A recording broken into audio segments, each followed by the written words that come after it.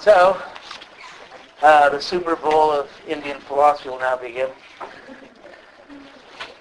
There are always people that like ritual, and then people who are more interested in knowledge.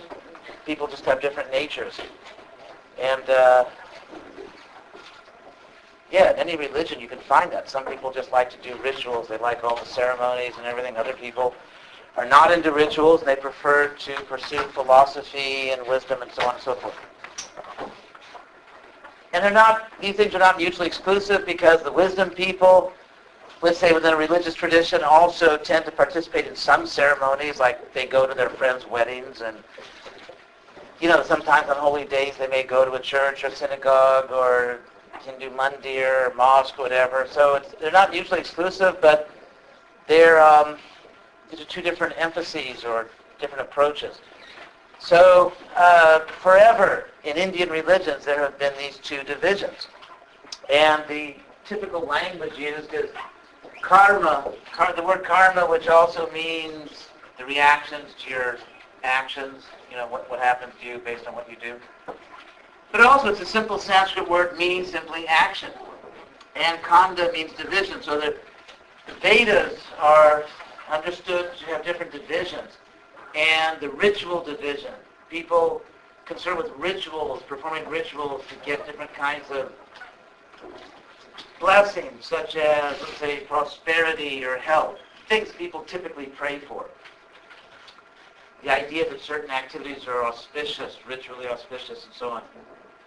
So there's the ritual section of the Vedas, karma kanda, and then there's the jnana kanda over there, the knowledge section. People who are more concerned with wisdom and aren't that interested in rituals and ceremonies. It's not that they absolutely avoid them, but their path is more simply to cultivate knowledge and wisdom. So these are the basic two divisions of the Vedas. And if you remember the four Vedic Samhitas, the Rig Veda, Sama Veda, Yajur Veda, Tara Veda, and then there is the commentary literature. Literature talks about that sort of shop talk among Brahmins talking to Brahmins about the rituals. That's the Brahmin literature. That's why it's called that. And then you get the Aranyakas, which are sort of still rituals but moving toward knowledge. Anyway, especially the four Vedic Samhitas, the four Vedas, and then the commentary, that's the Karma Kanda section of the Vedas, typically. It's all about rituals and sacrifices and so on.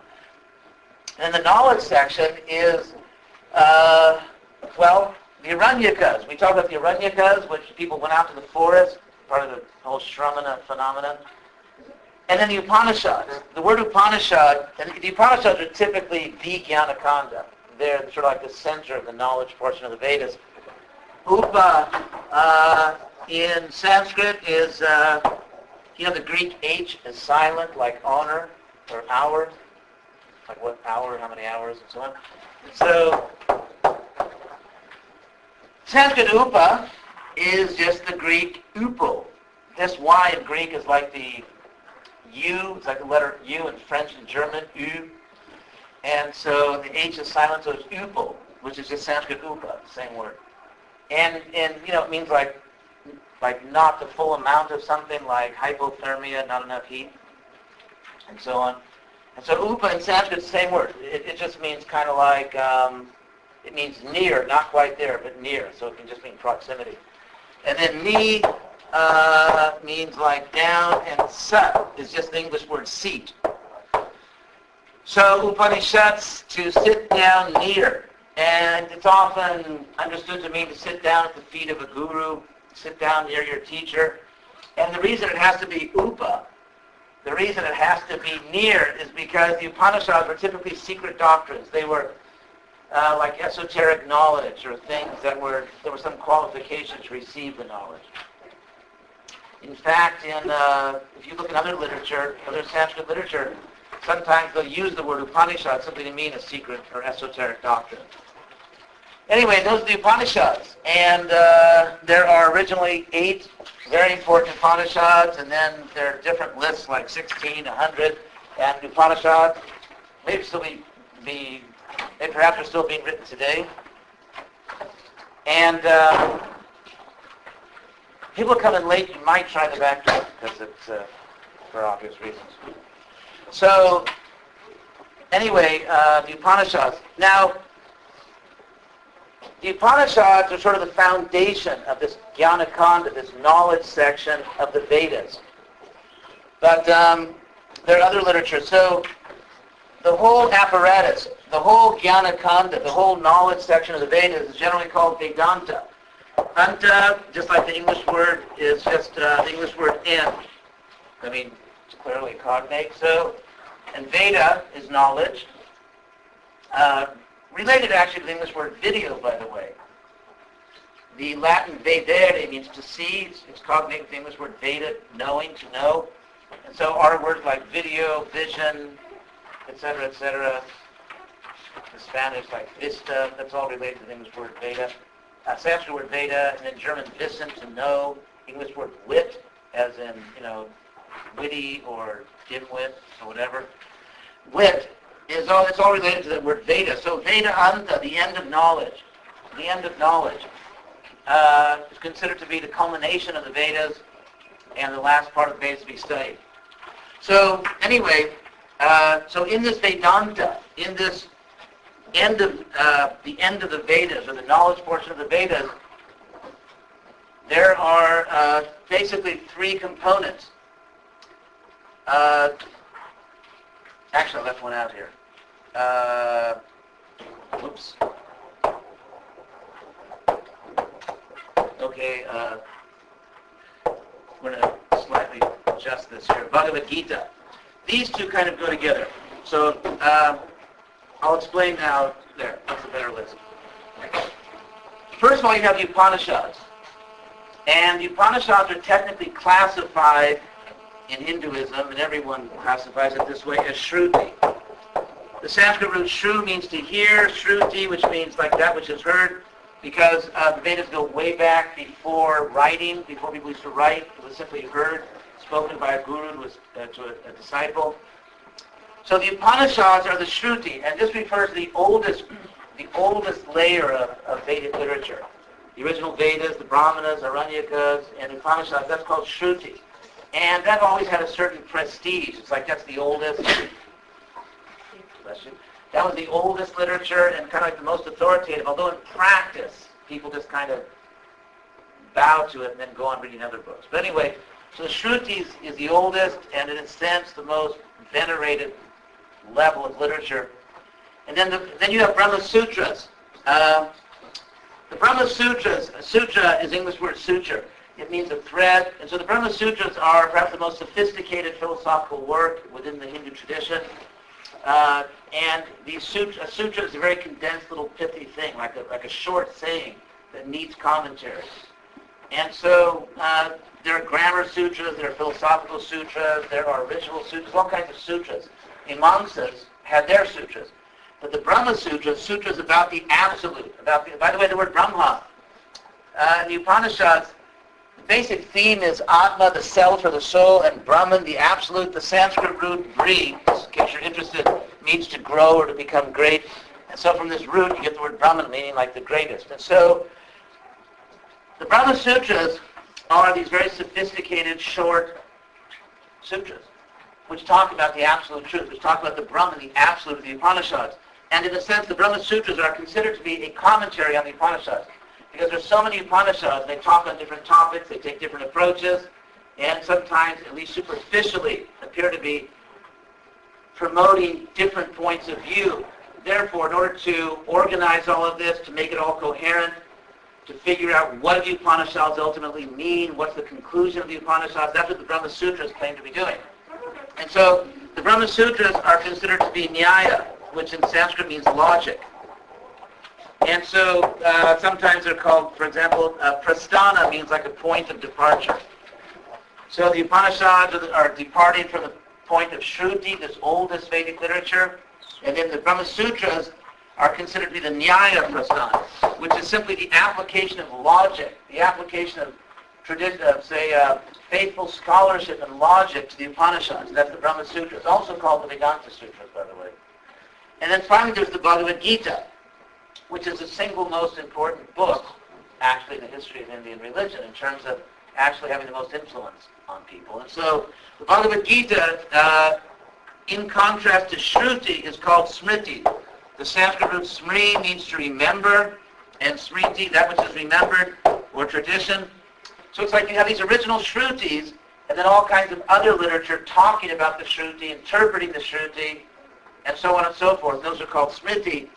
And among all the Smriti, by far the most important one is Bhagavad Gita. Whoops, looked at a D. I can't believe I did. Anyway, it's Monday. So the Bhagavad Gita, in a sense, transcends its genre, because even though it's Smriti, it's really like as close as you can come to what you could call a Bible of Hinduism. And so people just accept it in, whatever category it is.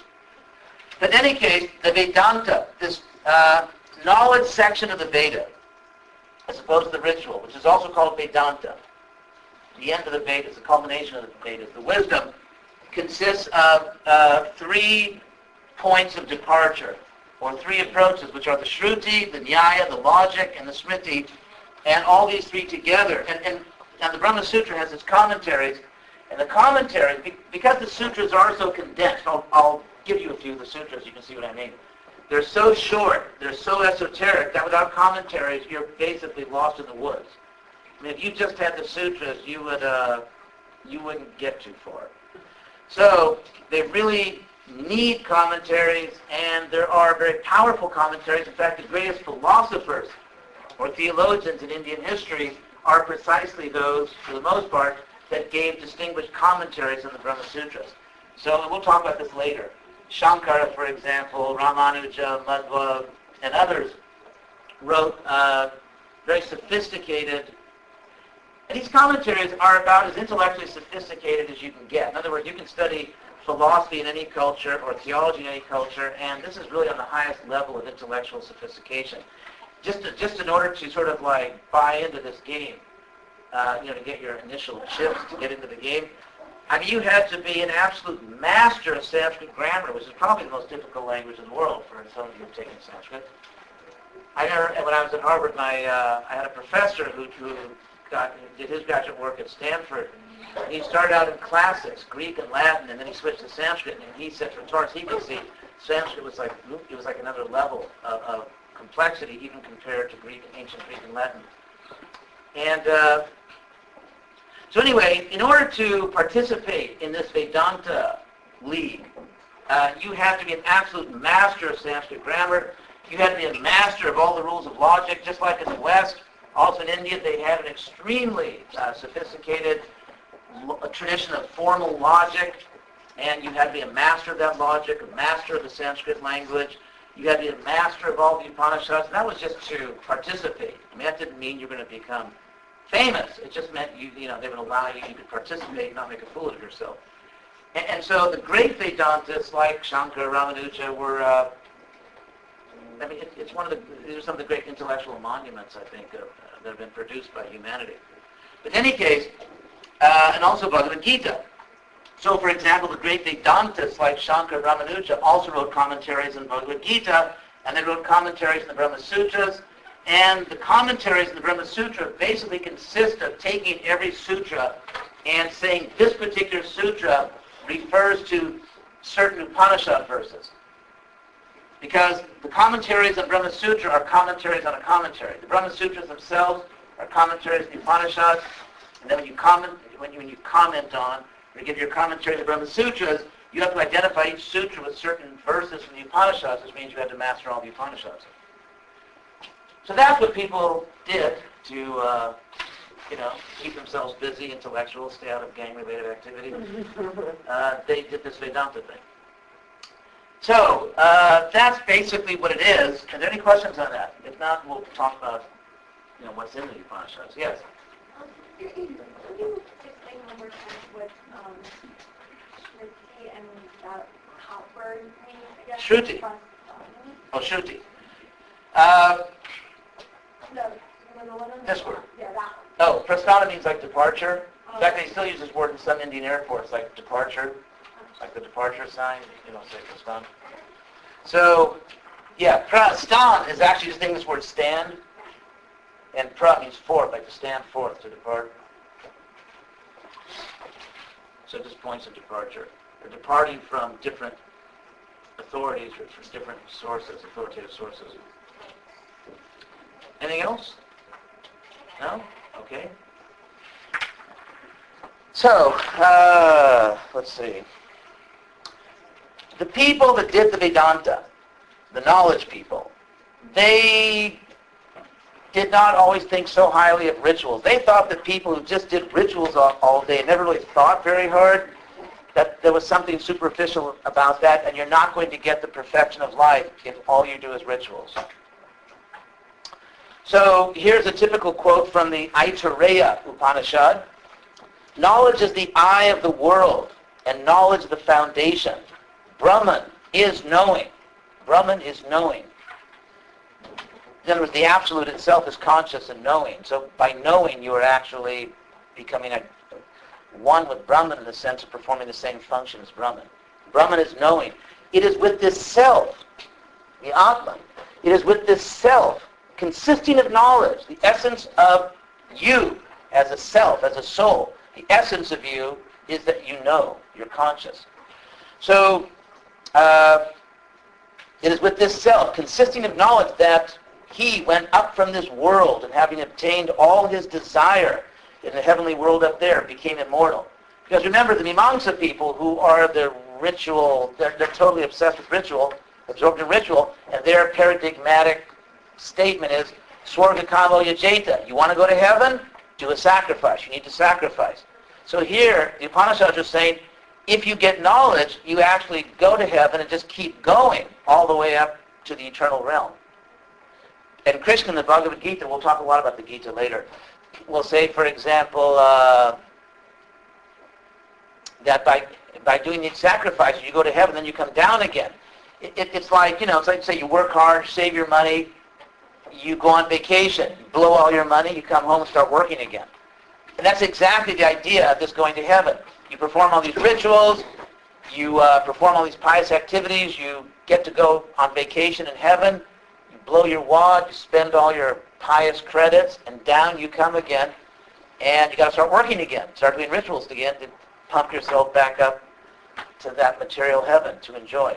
There's one great story in the Mahabharata, great King Yayati, very important king, who used up all his pious credits in heaven, and his ancestors were down on earth performing their sacrifices to get up to heaven, literally saw him coming down through outer space. They saw him just floating down through the galaxy, back down to earth from heaven, having used up all his pious credits. So Krishna calls this gata-gatam, just going and coming. You go up and you come back down. Anyway, another feature of this Vedanta tradition is that unlike the Vedas, the original Vedas, which were divided in shakas, branches, the people from all the different Vedic schools, in other words, the Rig Veda schools, the Yajurveda schools, they shared this knowledge because the rituals, each school, Vedic school had its own rituals, but in terms of knowledge, it was just one community. So if you were in the knowledge community, it didn't really matter which rituals you did because knowledge is knowledge. It's just like, let's say, philosophers can talk to each other, whereas, let's say, people who are very committed to sectarian religions, they may not talk to each other that much, whereas people who are more interested in theology and philosophy may actually talk to each other. So, here's another statement from the Aitareya Upanishad, again showing how the ritual is subordinated to knowledge. Koyang atmeti vayam upasmahe. We, in this community, we perform our worship, our ritual worship, by asking a question. And the question is, who is this self? Who is the person? Who is the self? Who is the soul? In inquiring in that way, that's the kind of worship we do.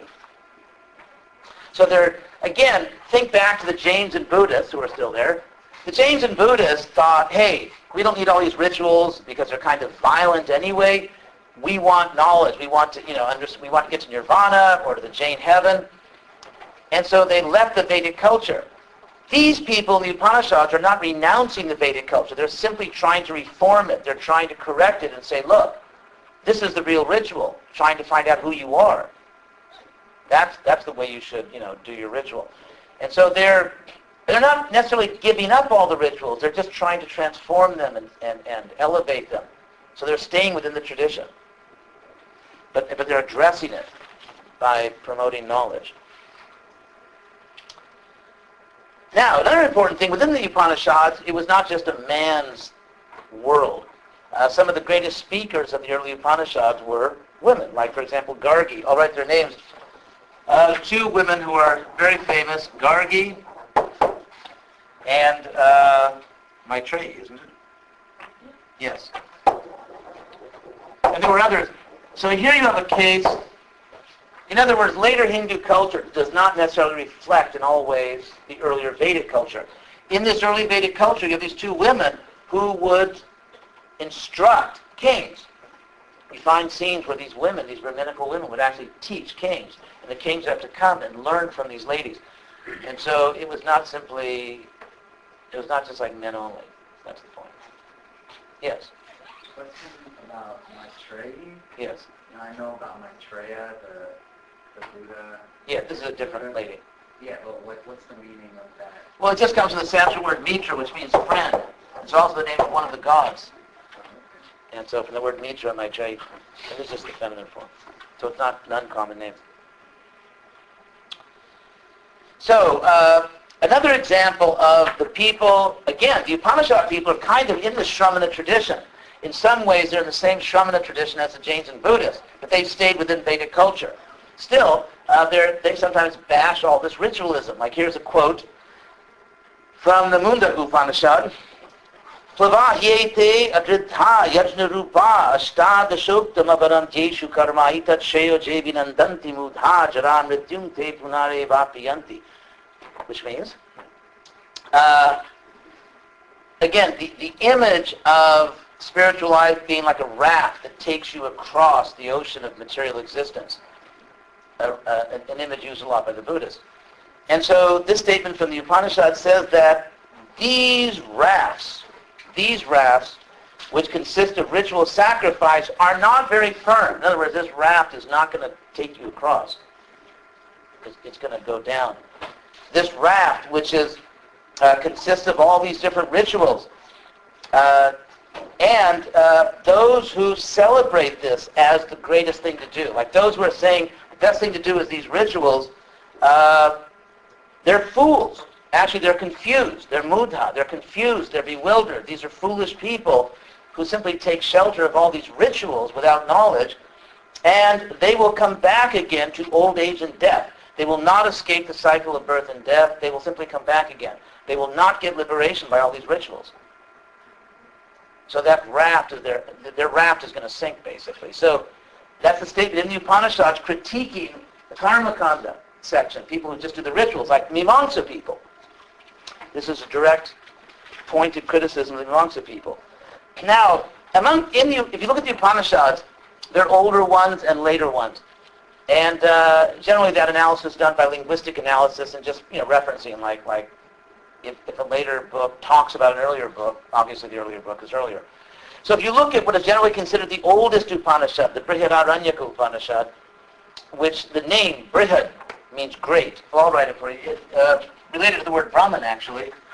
I already gave you this root for the word Brahman, breed. So the earliest Upanishad, as far as anyone can figure out, is called the Brihad Aranyaka, which means the great Aranyaka Upanishad. And this shows very clearly that at the earliest levels of Upanishads, they were kind of coming out of the Aranyaka literature.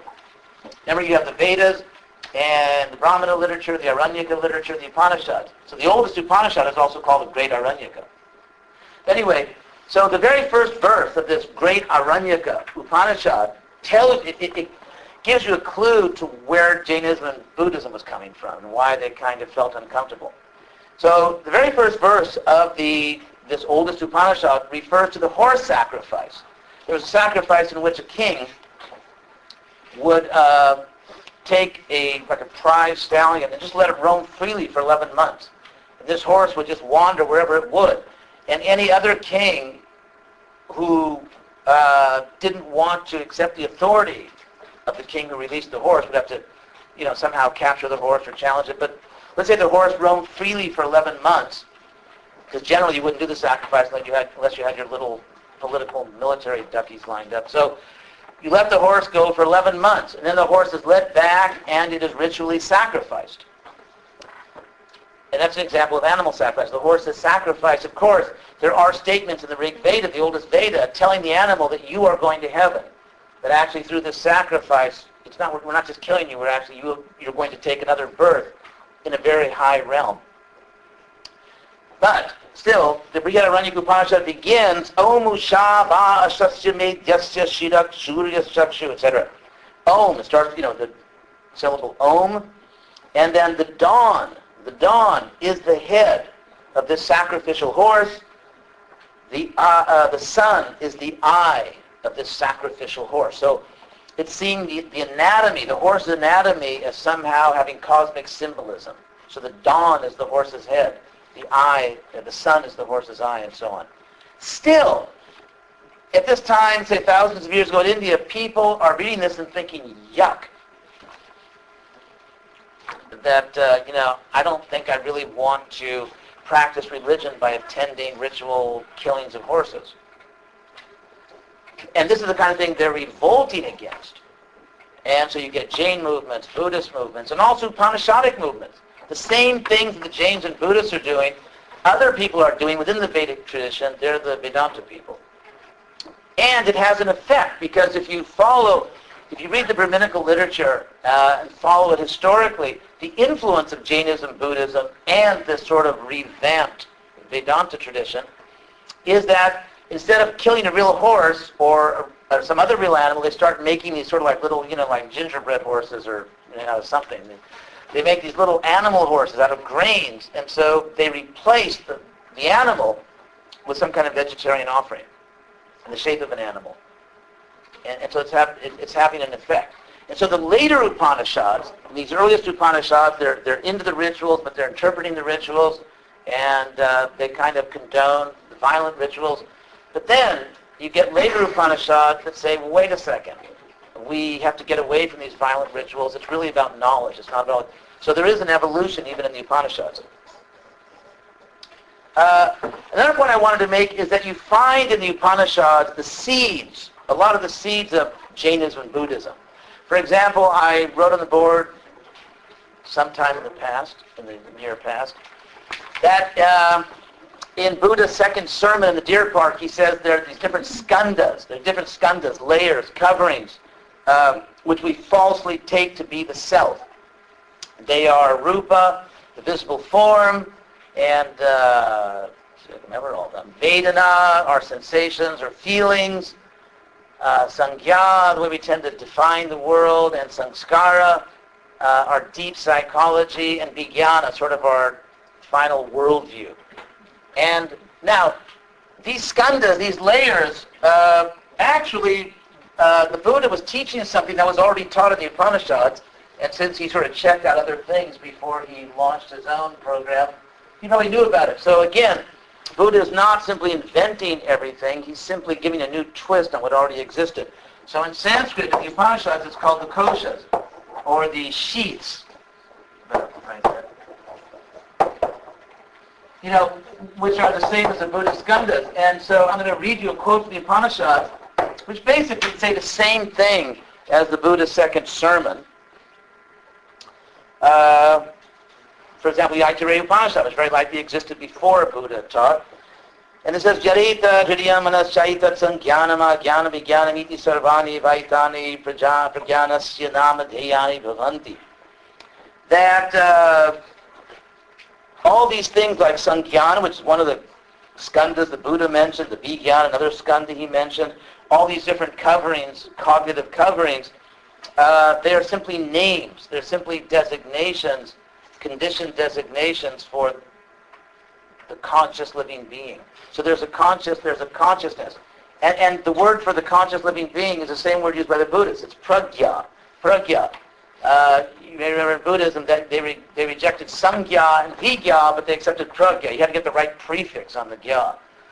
In other words, the idea being that there is a pure cognition, there's a pure consciousness, but then there are conditioned, illusory states of consciousness, which are still consciousness. They're just impure states of consciousness.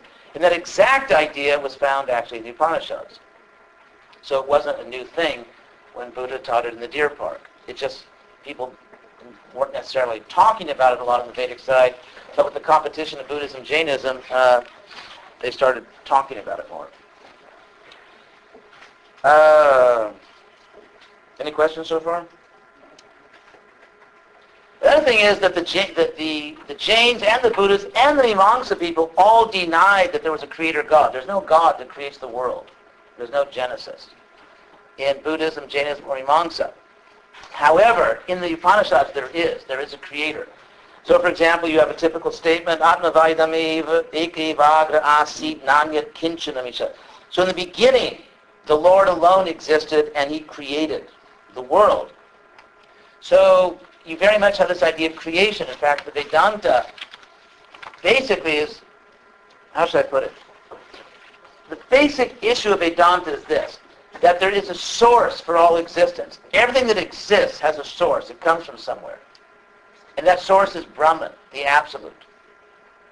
And here we are, and we are Atma, we are selves, or souls. What is our relationship to the Absolute? If we come from that Absolute, are we one with it?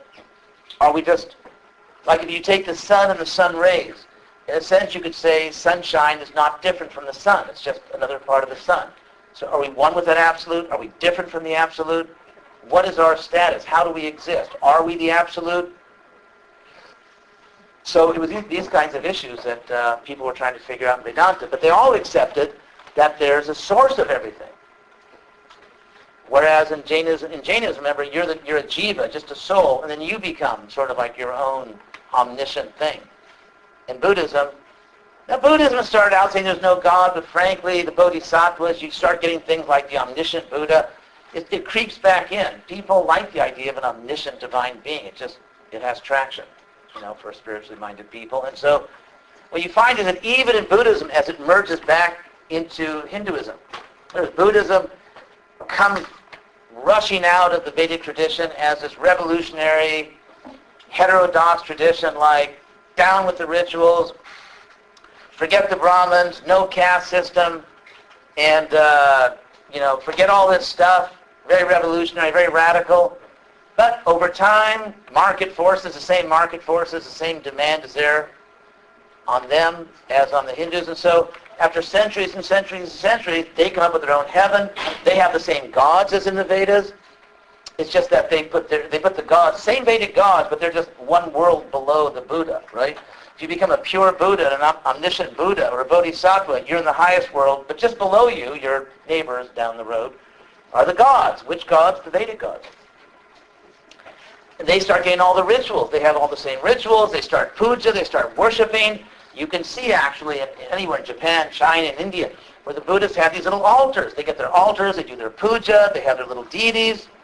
So it basically becomes, it sort of goes right back to its matrix, right back to its source. But in any case, so you could arguably say, although they may not, that they do start to dabble in ideas like a creator. They certainly have an omniscient Buddha. In Jainism, the jiva becomes omniscient. So the idea of an omniscient divine being that somehow saves people in this world, everybody kind of buys back into that. Another thing I wanted to mention is that as Buddhism starts going back toward Hinduism, most people in India thought, well, wait a second. If we're going to do the same thing anyway, why not take our oldest literature? Because this is where we come from. And in a culture which is always looking back, even the Buddhists, they're looking back. They start discovering within their tradition infinite past times, like past Buddha lives going back thousands and millions of years, and cosmic cycles that go back forever. So they definitely end up with a universe and a time frame which is like the Vedic one.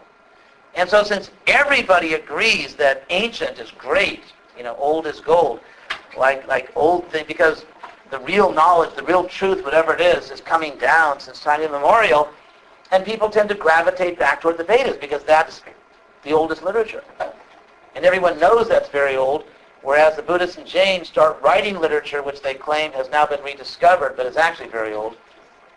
Whereas on the Vedic side, there's literature which even physically is that old. And so, again, the Vedic tradition just starts, it has this power of gravity, and everything just starts coming back into orbit around it. And that's actually what happens. So you have the Buddhists or the Jains would say trying to escape this very powerful gravity. But in time, everything starts coming back within the gravitational field of the Vedic tradition. I think that's a simple way to explain it. So, now I wanted to read to you a few, I thought, interesting statements from the Upanishads that kind of give the essence of the philosophy that's in the Upanishads. And I'm going to read it in Sanskrit just because it's been chanted in Sanskrit forever, and just you see what it sounds like. So there's one statement where Bhrigu, the great sage Bhrigu, is speaking to his father, Varuna, the lord of the seas, Neptune. Varuna is speaking to, Bhrigu is speaking to Varuna, and he says, Adihi bhagavo prameti tamhovacha jito vaimani bhutani jayante jena jatani jivanti jat prayantyapi sangvishanti tad vijigyasasva tad prameti. So Bhrigu said to his father, Lord, or it's a very respectable term, bhagavo, my Lord, teach me about the absolute truth. This is what he says, teach me the absolute truth.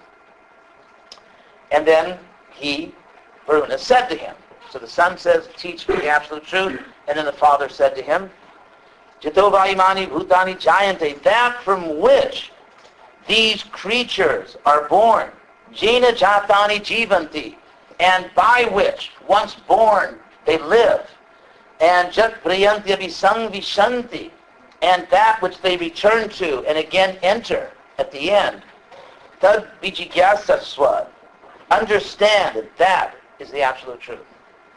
That from which everything emanates, that by whom everything is maintained, and that in whom everything again comes to rest. Know that that is the absolute truth. So this is really essential Vedanta. And we'll talk more about this. I actually chose this verse because it actually summarizes the first 3 sutras of the Brahma Sutras. Remember these guys, the Brahma Sutras, which explain the Upanishads, and or the Vedanta Sutras. And so the first sutra says that, don't write it. Anyway, do not memorize anyway. The first sutra says, Atato Brahma Jigyasa, which means now then the desire to know the absolute. That's all it says. Now then the desire to know the absolute. And then Janmadhyasya Jataha, from which birth, etc. And the third one, Shastra Jonitvat, because Shastra is the source, because Scripture is the source. So what this means is, now then, we try to understand the absolute truth because Vedanta is for those people who have understood you're not going to get the highest perfection of life at Walmart or even at the Oaks Mall or, well, not necessarily. They may have some nice spiritual books there. But anyway, let's say just trying to get money and buy things and enjoy and be physically beautiful in the world and everyone likes you and everything and all that and you're very popular and all that.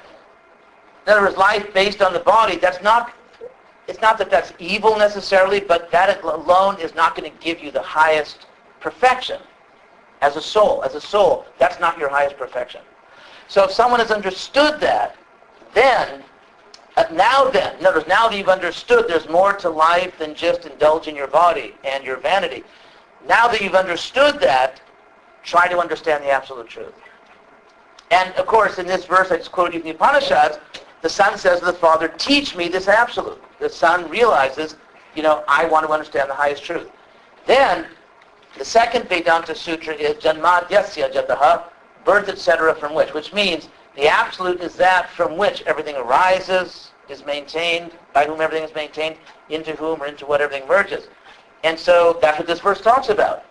The absolute is that from which imani bhutani jayante. These creatures are all born, by whom they live, and into whom they return. And then the third Vedanta Sutra is Shastra Jonitvat, because Scripture is the source. In other words, if you want to understand the absolute truth, you ultimately need to go to these books of knowledge because that's where the knowledge is. That's where the authoritative knowledge is. And if we try to speculate by our own unaided mental and intellectual power, at a certain point we run out of gas. And if you want to go beyond that, you need to hear from great sages and authoritative books. So these are the first 3 sutras, which and all these points are in this Upanishad verse. So that shows you how the sutras are trying to explain the Upanishads.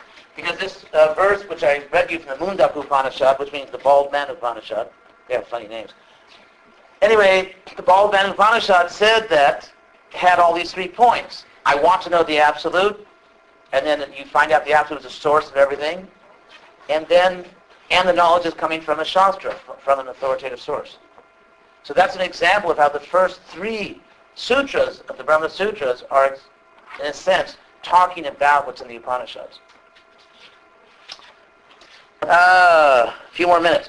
There's another statement which I found very interesting, which is found in 2 Upanishads. The reason I selected this one is because you will find in the books you have to read, that there's often this impression that Vedanta is impersonal in the sense that the goal of Vedanta is to give up your ego, give up your individual personal self, and merge into some type of corporate spirituality, so that you are no longer a free individual person. You're just not an individual anymore. And that is not actually what the Upanishads are necessarily teaching. There is a teaching of oneness, but there's also a very powerful teaching of a personal God and eternal individual existence for the soul. And because that sometimes is overlooked, I thought I'd bring that out. So here's an example of a verse which is quoted in actually a few different Upanishads. Nitya nityanam chaitanas chaitananam eko bahunam jo vidathati kaman. That there are many eternal beings. In other words, eternal means spiritual, temporary means down here in this world. It's like Nagarjuna, the great Buddhist philosopher, said, in the material world, everything is temporary, therefore nothing is real, everything is empty because nothing is permanent. But here the Upanishad said there are eternal things, and there's a plurality of eternal things. There are a plurality of eternal conscious beings. But among all of them, one is most important because that one is satisfying all the needs of the many. So there's one supreme conscious eternal being among a plurality, among many eternal conscious beings. And tamatmastam jenu pashanti dhira. And those who realize, those who understand that supreme soul within themselves, that supreme self within themselves, they actually become wise and they achieve everlasting peace and so on. So then again, going back to the bald man Upanishad, that was from the Katu Upanishad and the Shvetashvatara Upanishad, which means the white mule Upanishad. People back then amused themselves. So there's a very famous verse quoted in several Upanishads, which is a very important part of the Vedanta tradition, which says, Dva suparana sayujasa kaya samanam briksham parisad swajate, which means parisa swajate, that there are 2 birds. 2 birds. Suparna is the word, which literally means fine feathers, or fine wings. So there are 2 birds together. These 2 birds are friends, and they're together clinging to the same tree. 2 birds were friends together in the same tree. Tayor anyak pipalang sadati. One of the birds is trying to enjoy, it's a fig tree actually, people, and one of the birds is eating the sweet figs of the tree. One of the birds is eating the sweet figs of the tree. Anashnan anyobicha cha kashiti. The other bird is not eating. Anashnan is not eating, and it's simply, the other bird is observing his friend. 2 birds in a tree, one of them is like trying to eat all these fruits, the other one's just watching and not eating. Now, the idea is, here's the explanation of what that means. Samane vrikshe purushoni magno nishaya shochati muhyamana jushtang jada pashatyanyamisha masya mahimanamiti vita shoka. That means that the bird who's trying to enjoy the sweet figs of the tree, that's us, the individual soul. The tree is the material world. The tree is the material world, and the individual soul is trying to exploit, trying to enjoy this world, trying to eat the fruits of this world. The witness bird, the bird that's not eating and just watching, is God. And God is in that same tree just watching his friend, the individual soul, trying futilely to enjoy this world. And it said that that individual soul, the bird that's trying to enjoy the fruits, is constantly becoming confused and is lamenting because the bird doesn't really have the power to enjoy all the fruits. In other words, the bird is trying to enjoy but always becoming frustrated, lamenting, never actually able to satisfy all his or her desires. And the other bird is just watching this. And then finally, that jushtam jada pashatyanyamisham, when the bird that's trying to enjoy the fruits sees his friend or her friend, when that bird trying to enjoy actually turns and sees that my real friend is sitting next to me, and that real friend is the Lord, then that soul, and recognizes the greatness of his or her friend, then that soul becomes free of all unhappiness. It's a very simple and powerful image, and again, this is a very influential metaphor which is found in several Upanishads, that we are trying to enjoy the material world. The reason we're frustrated is because we're not meant to enjoy dead matter. We're actually meant to enjoy our relationship with God.